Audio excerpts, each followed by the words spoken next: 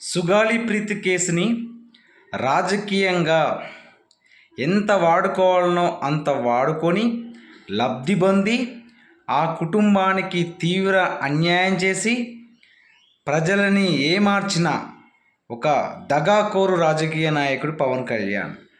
ఎందుకంటే ఒక్క నిమిషం పవన్ కళ్యాణ్కి సపోర్ట్ చేసే అతి కొద్ది మంది వాళ్ళకి నేను వేసే డైరెక్ట్ క్వశ్చన్కి మీరు ఆన్సర్ చెప్పగలరా? ఒకటే సూటి క్వశ్చన్. సుగాలి ప్రీతి ఎప్పుడు హత్య చేయబడింది? 2017 ఆగస్టులో ఆమె మీద అత్యాచారం ప్లస్ హత్య చేయబడ్డది. ఆ టైంలో సీఎం ఎవరు? గవర్నమెంట్ ఎవరిది? చంద్రబాబు నాయుడు. అప్పుడు సపోర్ట్ చేసిన వ్యక్తి ఎవరు? పవన్ కళ్యాణే కదా. అంటే 2017 ఆగస్టు నుంచి 2019 మే వరకు వీళ్ళే అధికారంలో ఉన్నారు. దాదాపు 21 నెలలు వీళ్ళు అధికారంలో ఉన్నారు. వీళ్ళ టైంలోనే హత్య చేయబడ్డది. వీళ్ళ టైంలోనే నిందితులకు బెయిల్ వచ్చింది. వీళ్ళ టైంలోనే డిఎన్ఏ రిపోర్ట్లు తారుమారైపోయినాయి. అప్పుడు మరి పవన్ కళ్యాణ్ సైలెంట్గా ఉండడం అనేది ఎంత పెద్ద రాజకీయ అవకాశవాదం అనేది ఇక్కడ క్లియర్గా అర్థం కావట్లేదా? దీనికి సూటిగా ఆన్సర్ చెప్పండి. మీ హయాంలో నువ్వు సపోర్ట్ చేసిన చంద్రబాబు నాయుడు గవర్నమెంట్లో ఆ అమ్మాయి మీద అత్యాచారం ప్లస్ హత్య చేయబడితే ఆ రోజు సైలెంట్గా ఉండి తీరా జగన్మోహన్ రెడ్డి సీఎం అయిన తర్వాత 2019 జూన్లో జగన్మోహన్ రెడ్డి సీఎం అయిన తర్వాత నువ్వు మాట్లాడింది ఎప్పుడు?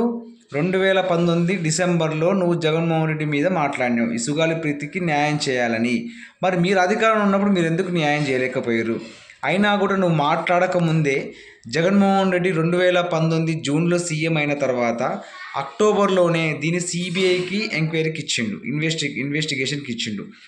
దాని తర్వాత సుగాలి ప్రీతి తల్లి కలిసిన తర్వాత ఆ కుటుంబానికి 5 ఎకరాల భూమి, 5 సెంట్ల ఇళ్ల స్థలం, వాళ్ళిద్దరు భార్యాభర్తలకి గవర్నమెంట్ జాబ్స్ ఇచ్చి వాళ్ళని ఫైనాన్షియల్గా కోట్లలో ఆదుకున్నాడు. మరి ఇక్కడ న్యాయం చేసింది ఎవరు? అన్యాయం చేసింది ఎవరు? నిక్కచ్చిగా నిర్లజ్జగా నిస్సిగ్గుగా సమాజంలో మీ అంత చీడ పురుగులు ఉంటారా అని ఈవెన్ శత్రువులు కూడా అసహించుకునే విధంగా మీరు ఆ కుటుంబానికి అన్యాయం చేసింది పవన్ కళ్యాణ్, చంద్రబాబు నాయుడు. ఆ రోజు ఆ కుటుంబానికి అన్యాయం చేసి రాజకీయంగా లబ్ధి పొందింది నువ్వు. కానీ తీరా జగన్మోహన్ రెడ్డి సీఎం అయిన తర్వాత జగన్ మీద విషయం చెప్పడం మొదలుపెట్టినావు. అరే ఇక్కడ ఎవరికైనా గింత కామన్ సెన్స్ ఉంటే, అరే నీ చంద్రబాబు నాయుడు గవర్నమెంట్లో ఆ అమ్మాయి మీద హత్య చేయబడి అప్పుడు నిందితులు తప్పించుకొని వాళ్ళకు బెయిల్ వచ్చి ఆధారాన్ని తారుమారు చేసిన తర్వాత ఇంకా జగన్మోహన్ సీఎం అయిన తర్వాత ఆ కుటుంబానికి న్యాయం చేస్తే ఇంకా ఎందుకు సిగ్గు లేకుండా, బుద్ధి లేకుండా, ఇంగిత జ్ఞానం లేకుండా ఈ పవన్ కళ్యాణ్ అనే ఒక సోకాల్డ్ చంద్రబాబు నాయుడు మోచేతి కింద నీళ్లు తాగే ఈ వ్యక్తి ఇంకా జగన్ మీద ఎందుకు విషయం చెబుతున్నావు? అంటే నీకు కేవలం జగన్ అంటే ఒక రకమైన అసూయ, కుళ్ళు.